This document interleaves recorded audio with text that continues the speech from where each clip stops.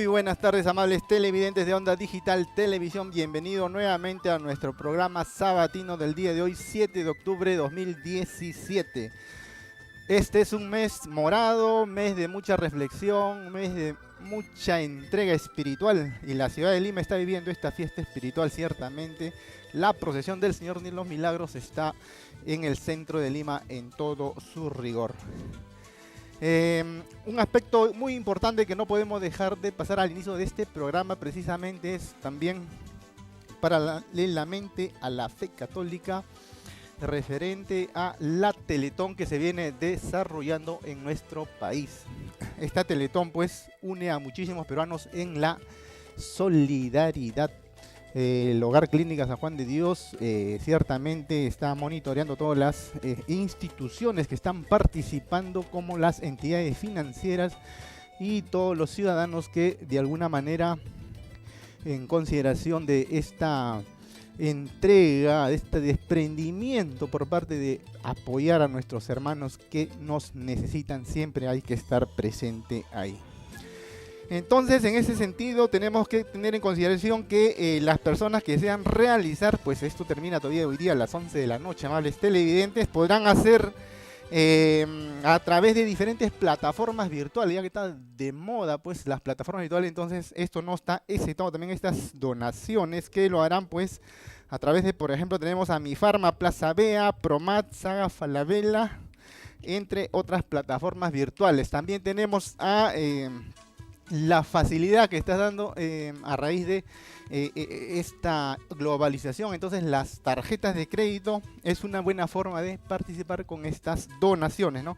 Tenemos la tarjeta Visa, la Mastercard, Amex, Diner Club, y todo ello también a través de la página web de www.teleton.p. Hay que estar participando como corresponde.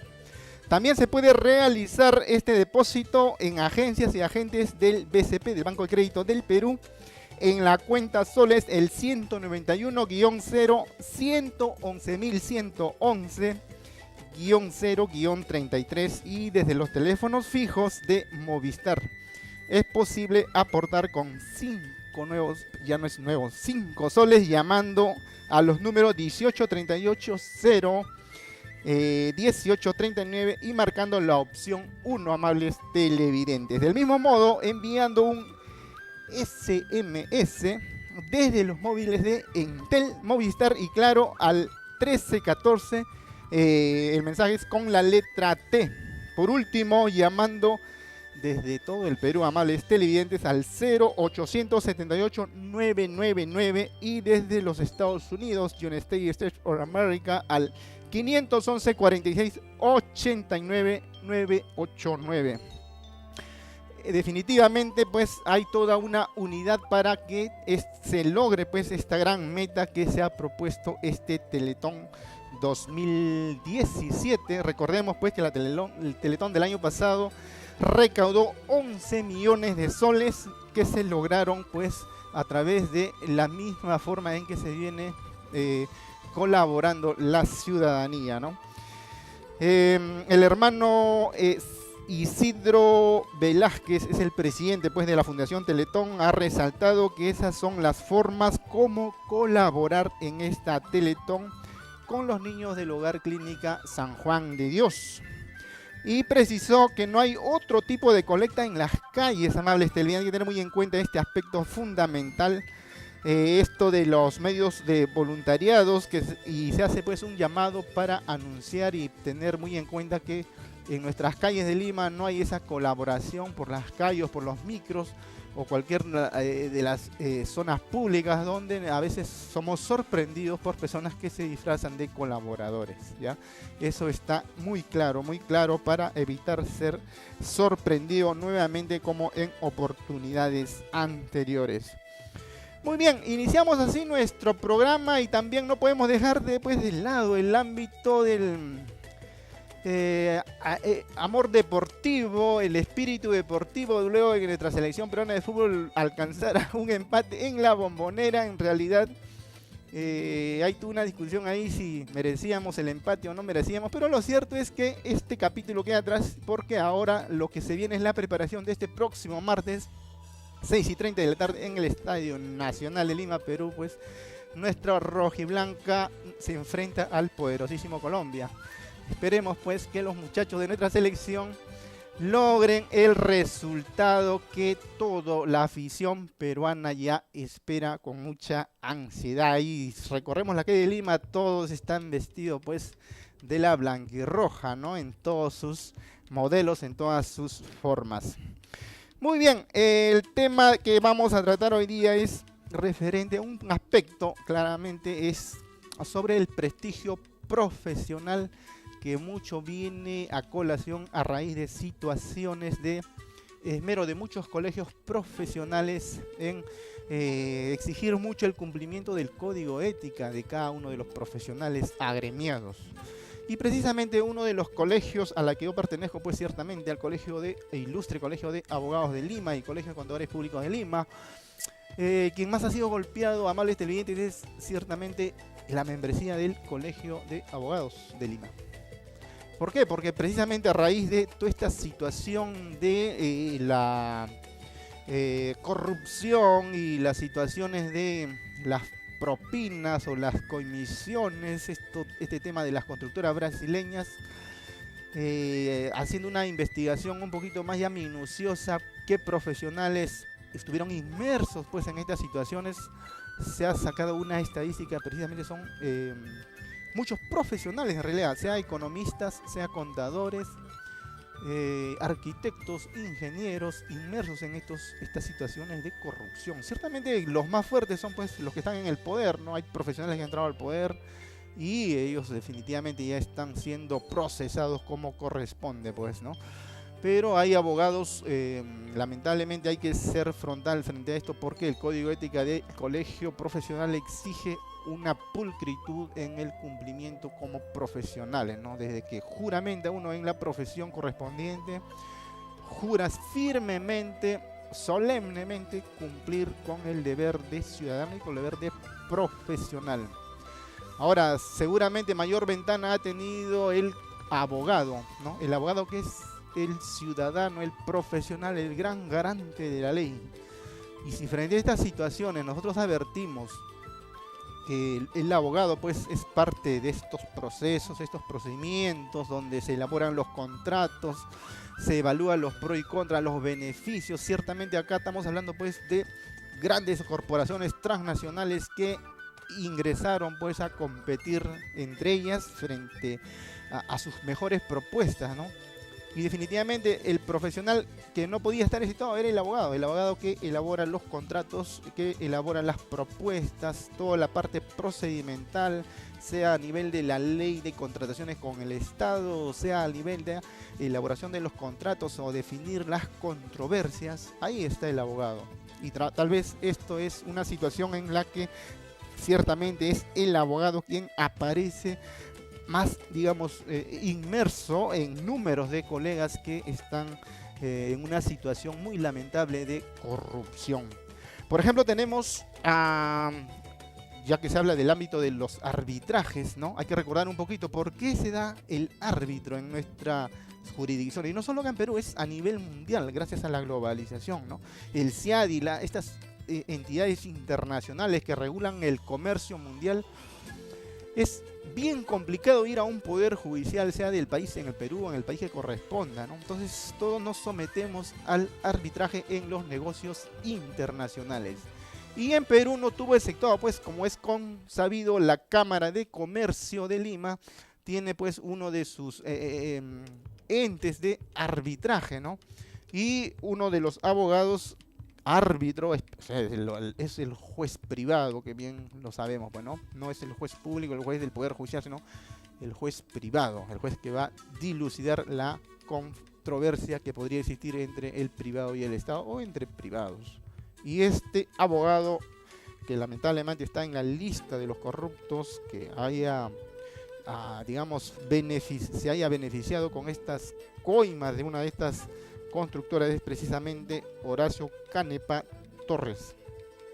¿Quién es este abogado? Es un hasta no se conocía pues un abogado que había pues alcanzado altos niveles de conocimiento, me refiero pues a la intelectualidad, a su formación académica de la Pontificia Universidad Católica del Perú, su formación en el CAE, en el Centro de Altos Estudios Nacionales. Estuve en quien no quiere estar en la Universidad, la Yale, una universidad muy prestigiosa de los Estados Unidos, ¿no? La Yale University, USA School of Management, American University, USA Washington College of Law, Arbitraje Internacional de Inversiones Internacionales, Washington, en los Estados Unidos. De la Universidad de Salamanca en España, la Universidad de Harvard en USA, Negotiation and Relationship Management Boston de los Estados Unidos. Como podemos advertir, un abogado que ha tenido toda una formación académica bastante esmerada termina en una situación de corrupción en un nivel terrible, ¿no? Entonces, estas situaciones hablan mucho de que eso no te asegura el hecho de tener un currículum tan impecable, entre comillas, porque finalmente parece que ya no se trata pues de un colega abogado que recientemente estaba inmerso en estas situaciones, que si no, uno revisa un poquito su historia y ya en situaciones anteriores también había tenido problemas con la justicia. Bueno, él pues como corresponde y comentábamos, él estaba adscrito, digamos, a la Cámara de Comercio de Lima como árbitro, y pues emitió 17 laudos arbitrales amables televidentes que favorecían a la constructora Odebrecht en los procesos contra el Estado peruano por proyectos como la Interoceánica, la IRSA Norte, este gran proyecto, y según los documentos, Odebrecht le habría pagado $435,000 a través de una empresa, Mascrane Financial S.A. de Perú. Esta situación es muy lamentable, que un árbitro, ¿por qué se decidió el árbitro? Para descargar, digamos, la carga procesal en el Poder Judicial. Y este proyecto que se estuvo caminando por mucho tiempo muy bien, termina de alguna manera afectado por un ciudadano árbitro profesional supuestamente de prestigio, y que lamentablemente mancha la imagen de una institución tan prestigiosa como la Cámara de Comercio de Lima. Otro de los profesionales también que ha sido tomado en cuenta en esta lista, Gustavo Salazar Delgado, un abogado que se conocía pues a nivel de las grandes instituciones como por ejemplo también su compañero José Zaragoza, ¿no? Que han sido suspendidos. Ellos también estaban vinculados al Club Regatas Lima. Y así seguirán una lista de abogados que lamentablemente frente a estas situaciones lo que hay que hacer es frontal. El Colegio de Abogados de Lima, ilustre Colegio de Abogados, tiene que ser bastante drástico cuando se advierte, como siempre lo ha hecho. Lamentamos los desprestigios que se podrían dar, pero hay que ser frontal, y cuando esta situación sale a la palestra hay que inmediatamente ser frontal para evitar situaciones que vayan a dañar a las instituciones como el colegio profesional correspondiente. Vamos a una brevísima pausa, amables televidentes, y continuamos con el programa.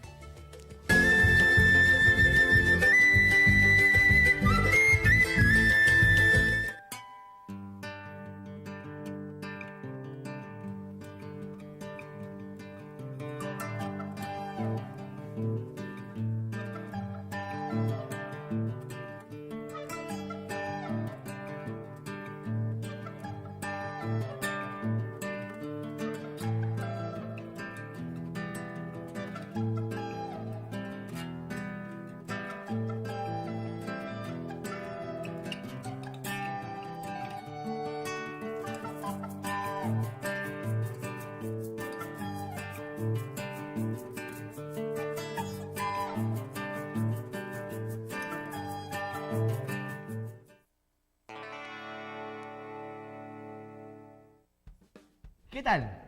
Como ya vimos, para que tu local empiece su actividad, necesita la licencia de funcionamiento. Y para obtenerla, entre otras cosas, evalúan tus condiciones de seguridad. que incluyen las señales de seguridad del local. Repasemos los puntos básicos sobre el tema. ¿Qué son las señales de seguridad? Son una combinación de símbolos, colores o leyendas especialmente diseñados para llamar la atención de la gente y hacer que comprendan sin vueltas un mensaje determinado. ¿Para qué sirven?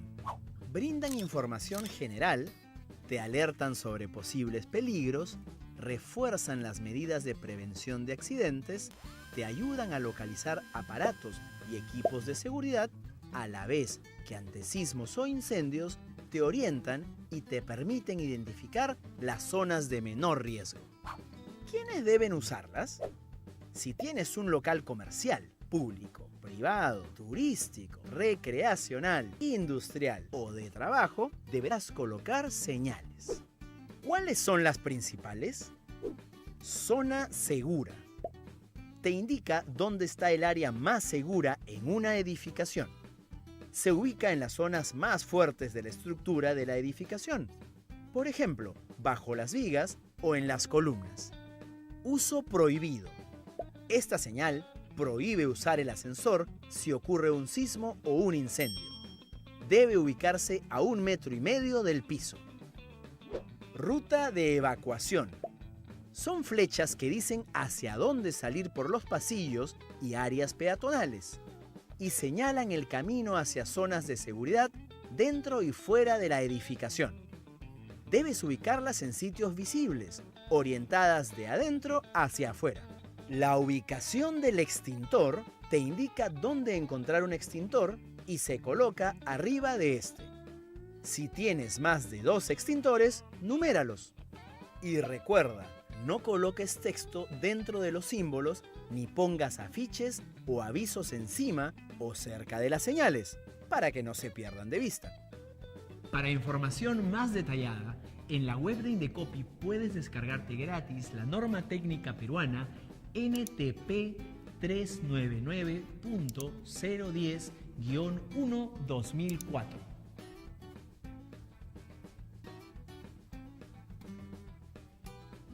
Ahora que sabes un poco más sobre señales de seguridad, la próxima veremos cómo puedes prepararte para recibir una visita de Defensa Civil. Gracias por seguirnos.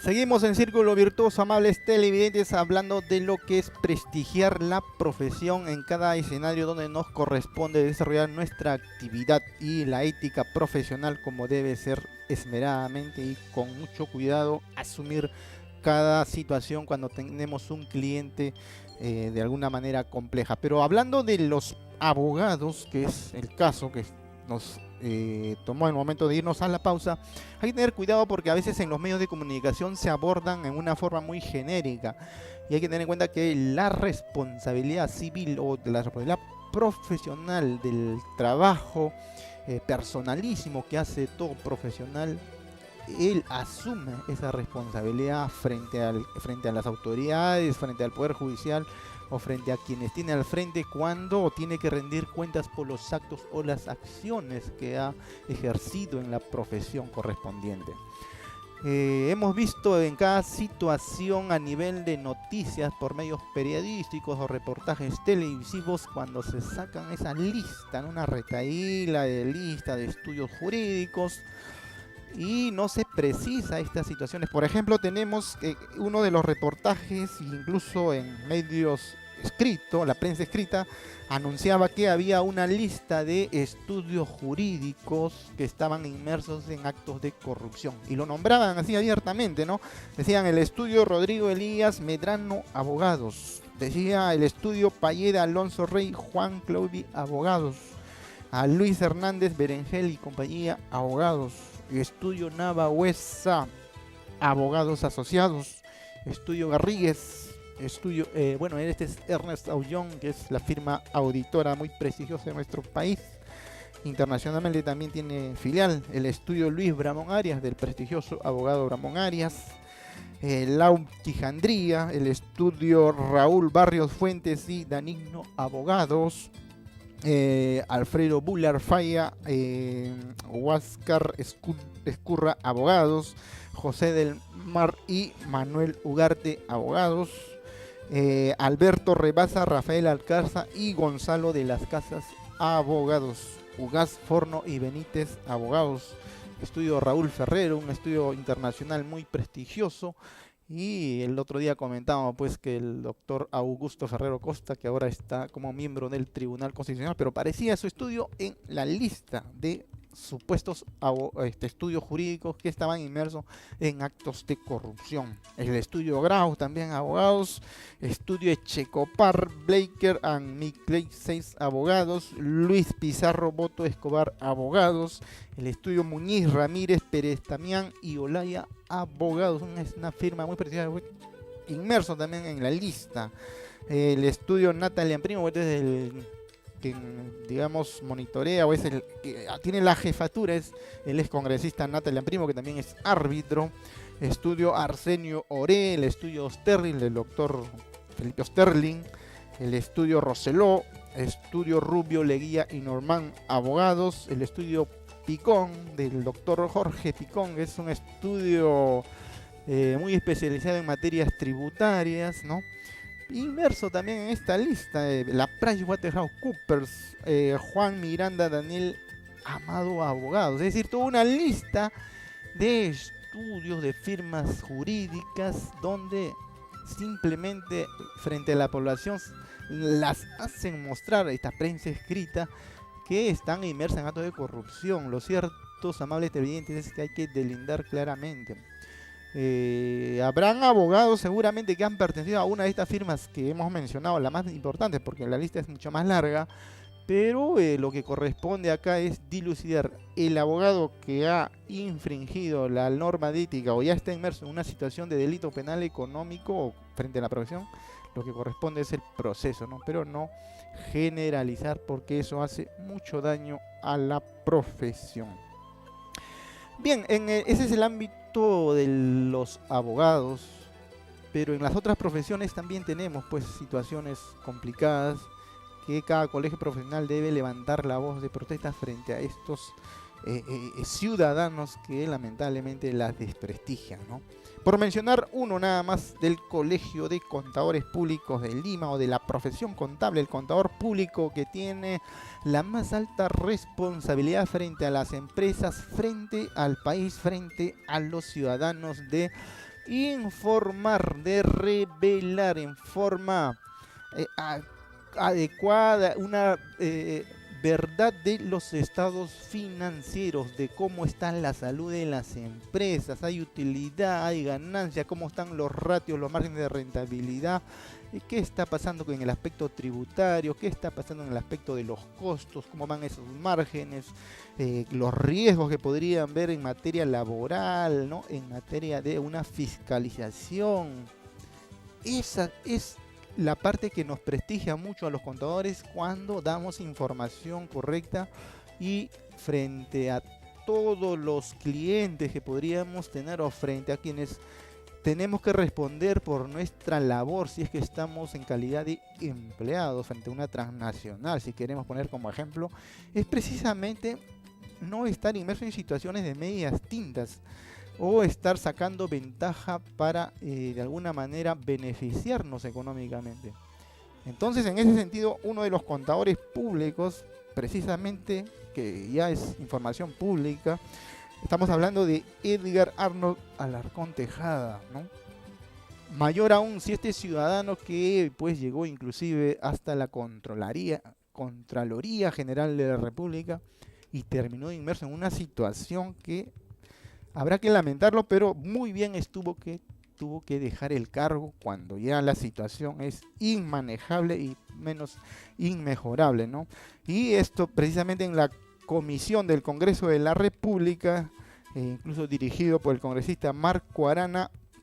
Él recomendó, pues recordemos, la separación del órgano de control por 4 faltas graves, amables televidentes. Una de ellas es la supuesta coacción a un compañero de trabajo, al auditor Walter Grados, quien lo denunció por la compra-venta de autos de lujo, porque tenía pues una lista de autos de lujo. Claro, vendía, compraba, entonces ya había una falta ética, si queremos decir, en la menor expresión, porque frente a la administración tributaria no había cumplido con efectuar las declaraciones correspondientes, ¿no?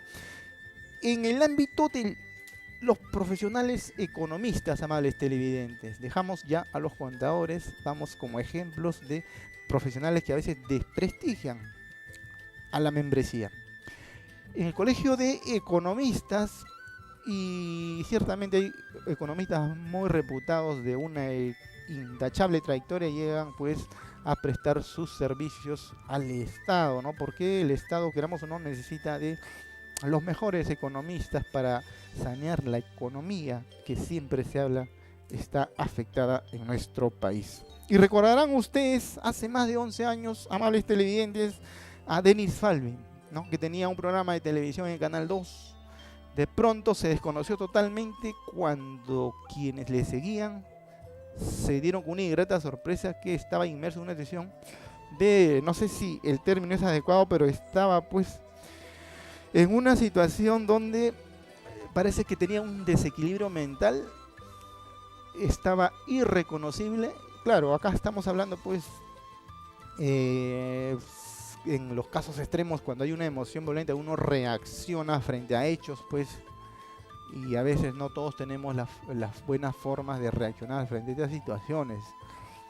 Algo de eso había en el economista otrora, pues, ¿no? Denis Falvin. Y se desprestigió y tuvo que retirarse de las pantallas. Tenía un programa que había ganado ya cierto prestigio, pero a raíz de su situación que se reveló por problemas conyugales, problemas con su expareja o pareja, terminó pues abandonando incluso nuestro país, ¿no? Pero eso fue hace 11 años y cuando uno ve situaciones así, uno aprende de esos errores y se cuida mucho como profesional. Pero lo más lamentable es que hace una semana se reveló la situación muy lamentable, no en esos niveles, pero sí bastante lamentable, de un gran economista prestigiado por la trayectoria académica, por ser un docente universitario de una universidad muy prestigiosa como la Universidad del Pacífico.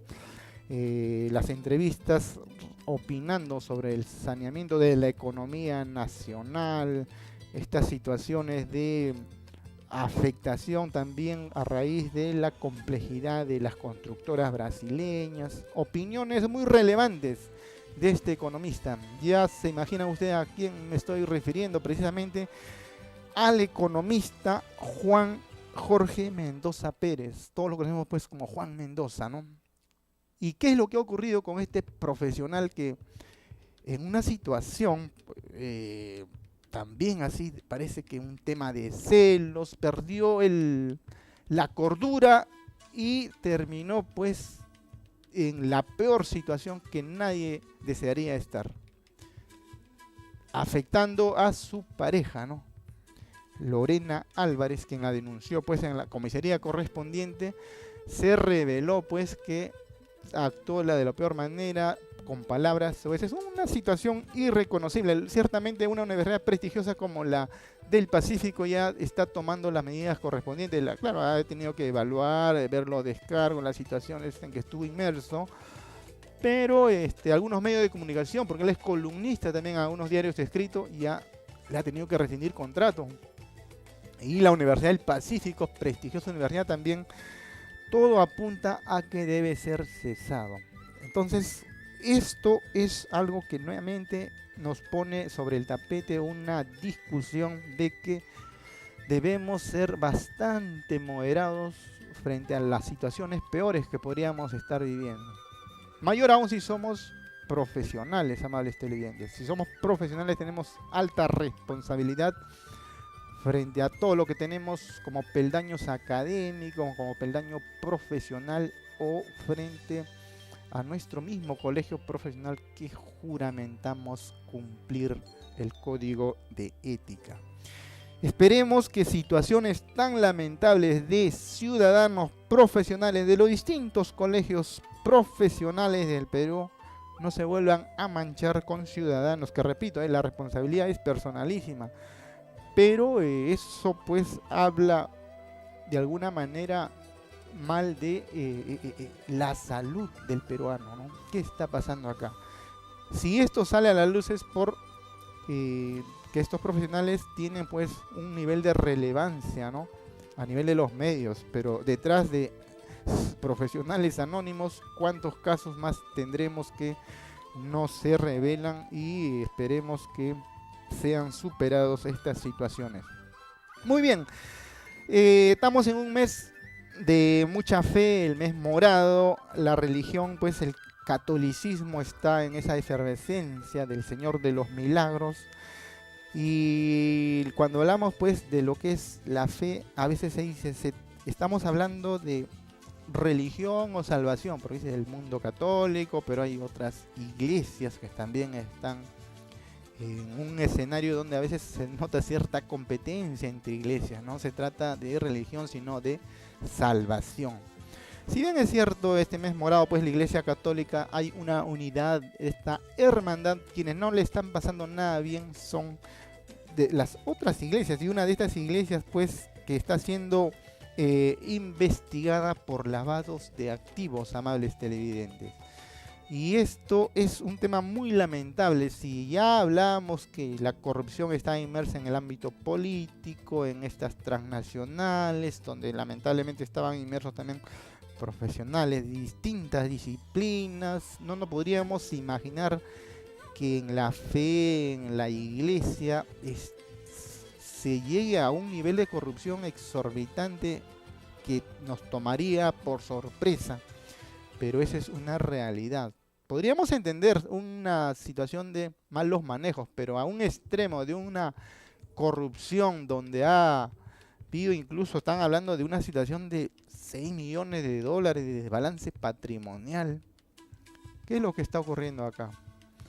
Esto es un tema que también vamos a comentarle, pero vámonos a una brevísima pausa y continuamos con el programa.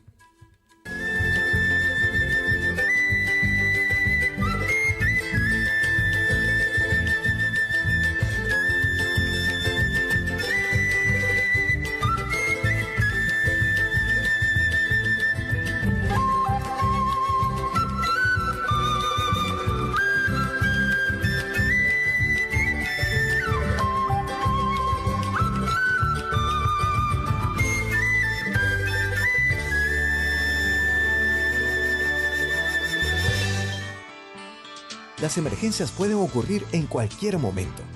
Organízate con tu familia y prepara tu combo de la supervivencia, con artículos necesarios para llevar durante la evacuación y para consumir hasta el cuarto día de ocurrida la emergencia.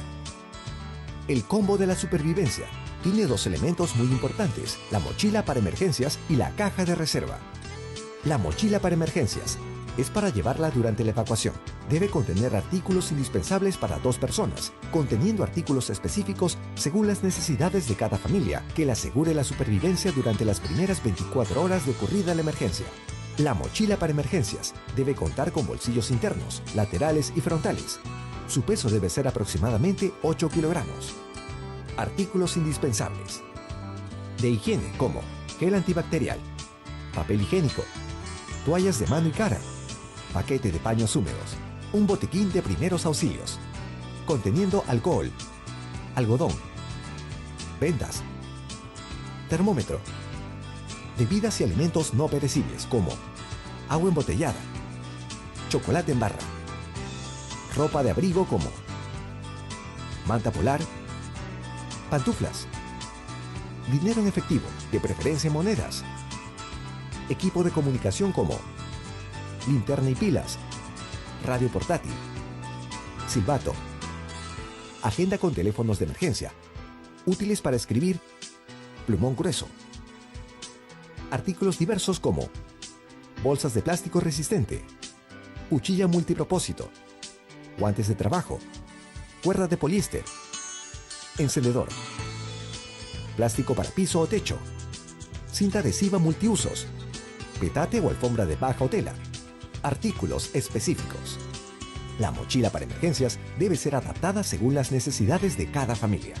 En caso de tener un bebé o infantes, debes incluir lata de leche en polvo y o evaporada, biberón, papilla, pañales desechables, juego de cubiertos para niños, medicamentos, ropa de cambio. En caso de contar con un adulto mayor en casa, debes contener pañales geriátricos, ropa de cambio, medicamentos.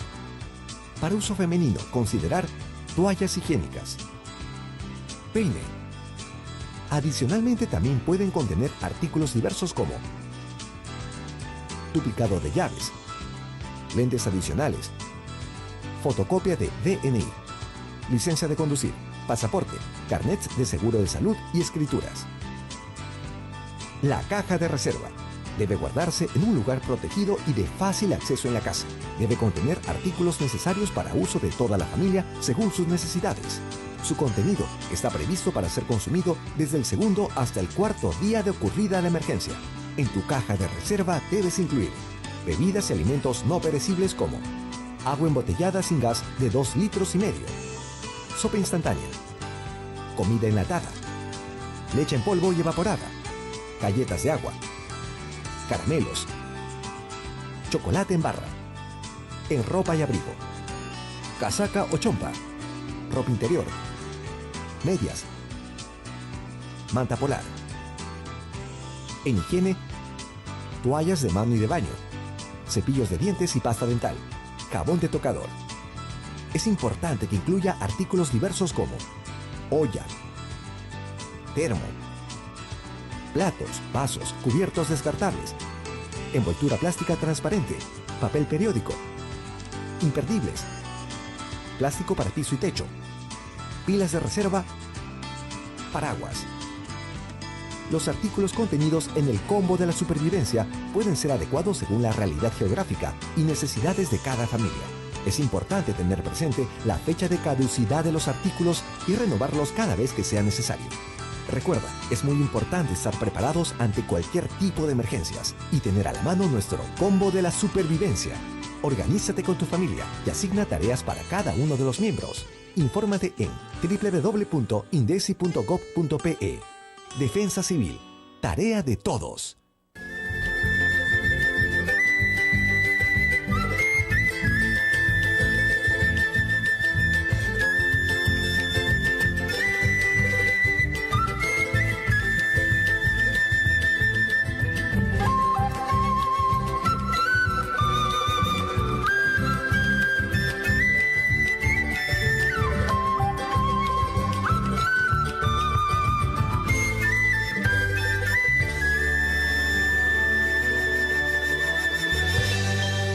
Seguimos en Círculo Virtuoso, amables televidentes, y estábamos hablando de la corrupción que ha afectado a una serie de instituciones profesionales, pero lo que no nos imaginábamos que esta corrupción iba a llegar a grandes niveles a lo que es la fe, el culto de la iglesia, ¿no? Y estamos hablando precisamente de esta comunidad cristiana Agua Viva, que pues ha comprado el Coliseo Amauta, ¿no?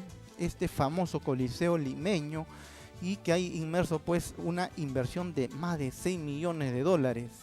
¿Cómo hacen esta comunidad, o cómo hacen los feligreses o quienes están al cargo de esta institución cristiana o evangélica, creo que es adecuado el término de esta institución evangélica, para recaudar a nivel de la feligresía los aportes o el diezmo de 6 millones de dólares para la adquisición correspondiente? Es algo inaudito, y por eso la fiscalía, las autoridades correspondientes están investigando, ¿no?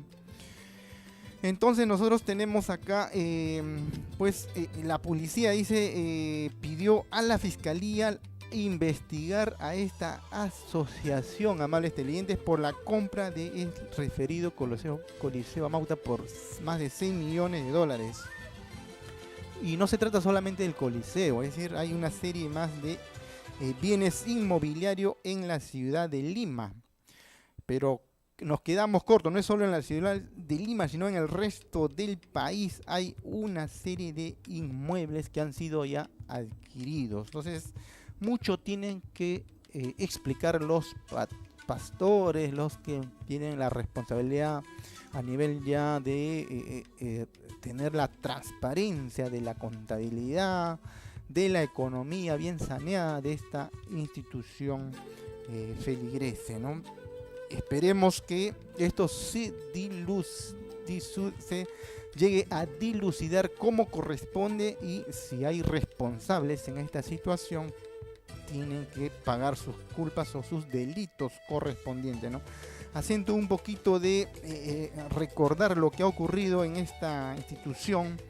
El 22 de mayo del año 2009, Aguaviva suscribe con la empresa Servicios de Cobranza e Inversiones un contrato por 6 millones donde ésta se compromete a comprar el Coliseo. Ya estábamos hablando del año 2009. En julio, ese fue en mayo, y en julio del mismo año el Poder Judicial convoca al remate de este Coliseo y se presenta como único postor esta institución, la comunidad Aguaviva. Y el 21 de julio de 2010, Aguaviva ya era propietaria del Coliseo e hipoteca la Mauta a favor del Scotiabank. En agosto del año 2010, Pero Erning, que es representante de Aguaviva, firma un contrato de compra-venta de la Mauta por 5 millones a la Asociación Cultural Ondas del Pacífico, ¿quién es? Donde él mismo pues es también el vicepresidente, ¿no? Y ahí hay una alta sospecha de manejos que deben ser claramente dilucidados. El 28 de octubre del año 2010, Aguaviva vuelve a vender el Amauta por el idéntico monto. Qué situación, ¿no? Por el idéntico monto, esta vez a la Asociación Centro Cristiano y Misionero Palabra de Vida. En la dirección de esta asociación funciona una escuela de liderazgo de Aguaviva. Ahora, en toda esta situación de corrupción, como se puede advertir, uno de los partidos políticos que más ha estado inmerso a esta comunidad de feligreses es precisamente el partido de la Naranja, ¿no? Esperemos pues que toda esta situación se aclaren a favor de la transparencia como corresponde, ¿no? Esta comunidad cristiana también ha abogado o ha hecho campaña a favor del indulto del expresidente Alberto Fujimori, ¿no? La Dirección de Investigación de Lavado de Activos ha indicado que el incremento vertiginoso de sus capitales, es decir, el incremento patrimonial no justificado, es la que se puede advertir y que tendrían como origen un posible delito tributario en perjuicio del erario nacional. Hay un congresista que incluso pues ha presentado proyectos que, si queremos exagerar un poco, hasta ha tenido, como dicen, proyecto con nombre propio para beneficiar a esta institución. Esto corresponde pues a una situación que se tomará su tiempo y en su momento se va a dilucidar qué malos manejos ha habido en esta institución feligresa. Referente a lo que ha suscitado como noticia impactante también es que se viene ya haciendo los trabajos preliminares en la Fiscalía para investigar por lavado de activos a la ex candidata presidencial, ¿no? Bueno, lo cierto es que no es que ya se le esté acusando, va a haber estas investigaciones preliminares, lo que va a hacer es establecer, ¿no? Van a dar si hay indicios suficientes para la investigación. Pero no hay que generar confusión porque a veces se adelantan en las opiniones de que ya ha sido acusada de estos manejos la ex candidata, ¿no? Es decir, el Ministerio Público no lo ha acusado de ser una red criminal como se ha esbozado en los medios, sino que más bien lo que está haciendo es abrir una investigación preliminar para determinar si existen indicios para recién arribar a ello, ¿no? Después se manifiesta, la Fiscalía no está obligada a sustentar el cambio a crimen organizado. Si bien es cierto, el Ministerio Público está obligado para tomar esa decisión Algunos expertos consultados coinciden pues que en esta se debe tener la mínima argumentación, siempre, ¿no? No se trata de acusar por acusar, sino hay que tener el sustento correspondiente. Ahora, se dice que no puede existir lavado de activos porque la OMPE ya auditó las finanzas de este partido político. Eso también no es tan cierto, pues, porque las instituciones, en este caso la OMPE, cuando hace la auditoría correspondiente, se basa simplemente a la información que reportan, ¿no? Y establecerá, pues, si hay alguna situación de aclarar, y se pedirá a los abogados, a los contadores o a los representantes correspondientes para que esclarezcan los hechos observados, pero no llega a un nivel de investigar si los fondos son correctamente, se ajustan a una verdad, ¿no? Entonces eso tampoco es cierto como se viene manifestando, ¿no? Después se ha manifestado que el fiscal calificó a Fuerza Popular como una red criminal, ¿no? A pesar de lo dicho por diversos congresistas de Fuerza Popular y por su propia lideresa, el Ministerio Público no los acusó de ser una red criminal. Eso tiene que quedar muy claro, ¿no? Lo que se ha hecho es abrir esa investigación preliminar. La Fiscalía solo abrió una investigación preliminar y esta no constituye acusación. Está más clarito eso, ¿no? La Fiscalía no está obligada a sustentar el cambio. Bueno, eso ya lo hemos comentado. Y como corresponde, también por la parte ya del partido político, han manifestado que la ex candidata ha colaborado con las investigaciones. ¿Qué tan cierto es esto? Bueno, pues de acuerdo a lo revisado no es tan cierto, porque en algunas ocasiones, la ex candidata no acudió a declarar ante el Ministerio Público. Por ejemplo, el 8 de noviembre de 2016 no asistió a la tercera citación de la Fiscalía de Lavado de Activos para declarar acerca de los cócteles que tanto se comentó, organizados por su propio partido. Y en el el 30 de mayo del año 2017 tampoco se presentó para declarar en la investigación preliminar de lavado de activos que se seguía a Joaquín Ramírez, que ahora ha tenido una suerte increíble, ¿no? Esas situaciones son las que se debe aclarar para evitar confusiones o adelantar opinión por parte de los congresistas del Partido de la Naranja. Bien, amables televidentes, otro aspecto que nosotros tenemos en cuenta es referente a la polémica Casación 92-2017 sobre el lavado de activos, ¿no? El pasado lunes 2 de octubre se desarrolló la audiencia pública o el cónclave jurisdiccional, es decir, el primer pleno casatorio penal sobre lavados de activos. Y contó con la participación de los jueces supremos, ¿no? César San Martín Castro y los representantes del Ministerio Público, quienes participaron, y estuvo pues ahí como corresponde el fiscal supremo Tomás Aladino Galvez Villegas, también estuvo el fiscal superior de la Sexta Fiscalía Superior Penal de Lima, el doctor o el abogado Franz Robert Almanza Altamirano, y también el fiscal superior coordinador de las fiscalías especializadas en delito de lavado de activos y pérdida de dominio, el doctor Rafael Ernesto Vela Parva. Ellos han, como corresponde, hecho el uso de la palabra por el tiempo correspondiente, más de 40 minutos se tomaron en hacer su opinión, manifestar como corresponde desde la Fiscalía, ¿no? Ahora, hay que tener en cuenta acá que esta situación de lavado de activos tiene un nivel de complejidad, ciertamente, ¿no? Si nosotros tenemos en cuenta, por ejemplo, cuáles fueron los principales mecanismos para el blanqueo de capitales, o el lavado de dinero, o el lavado de activos durante el año 2016, casi un 30% de los casos reportados ante el Ministerio Público están relacionados a la compra de inmuebles con recursos ilícitos o no justificados, ciertamente, ¿no? Y le sigue también a nivel de estadística la compra de instrumentos financieros o transferencias hacia el exterior, entre otros. Pero estos tres son los que están, digamos, dentro de la estadística con mayor relevancia, ¿no?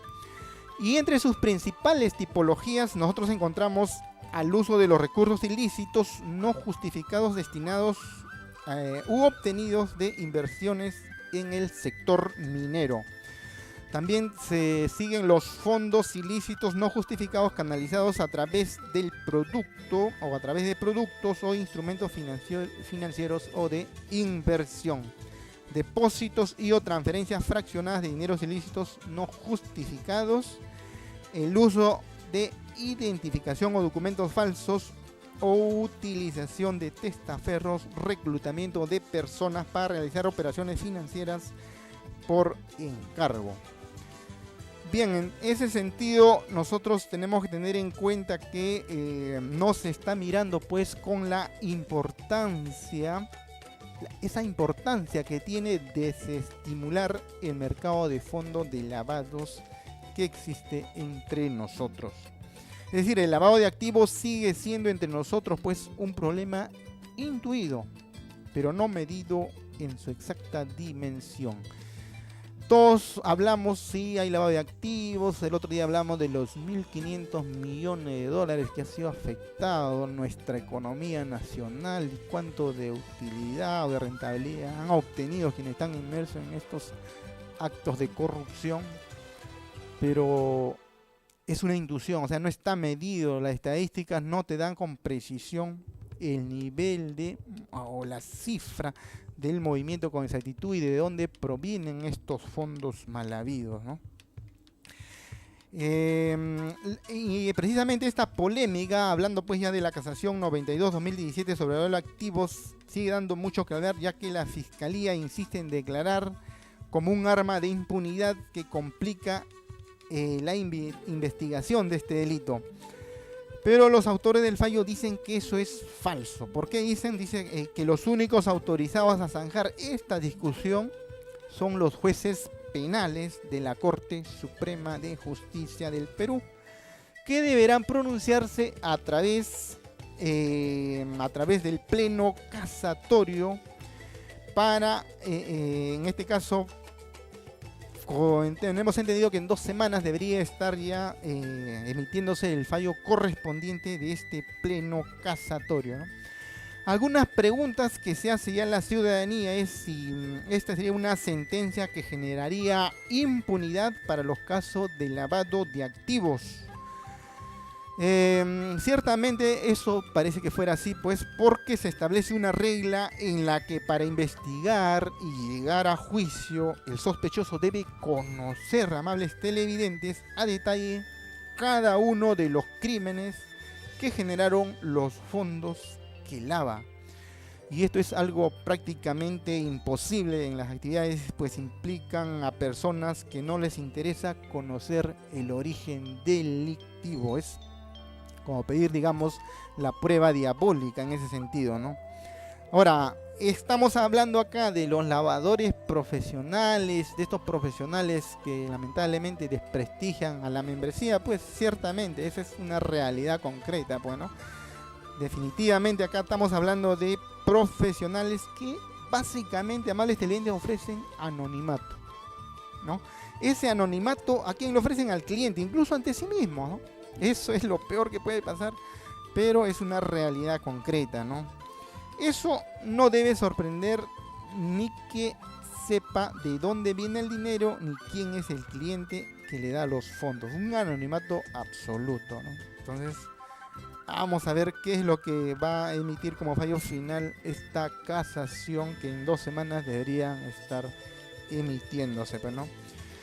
Ahora, ¿cuál era el criterio que primaba antes de esta casación que estamos hablando de Arequipa? La Corte Suprema tenía pues precedentes fuertes, ¿no? En este caso con César San Martín Castro y Víctor Prado Saldarriaga. Ellos reconocían que se podía reconstruir ese origen delictivo del dinero, ¿no? Demostrando que el lavador mantiene ciertas relaciones personales o ciertos vínculos con estas organizaciones criminales que le abastecían estos fondos, ¿no?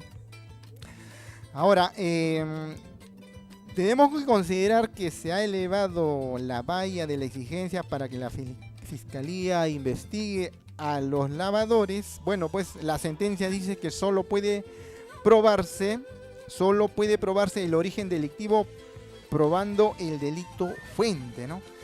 Y todas las circunstancias de cómo sucedió, pero se puede hacer de otros modos que han sido dejados de lado. Por ejemplo, ¿no? Por la relación entre el lavador y la organización criminal. Esa sería una de las opciones. Y la otra es el nexo entre el lavador y un establecimiento donde se cometen los crímenes de manera continua, ¿no? Serían esas dos alternativas, ¿no? Ahora, antes de esta casación no era necesario probar el delito previo, ¿no? Esto es una cuestión que hay que probar, no el delito fuente, sino más bien el origen delictivo de los fondos. Y son múltiples, ¿no? De manera de hacerlo, no solamente hay una, pues, ¿no?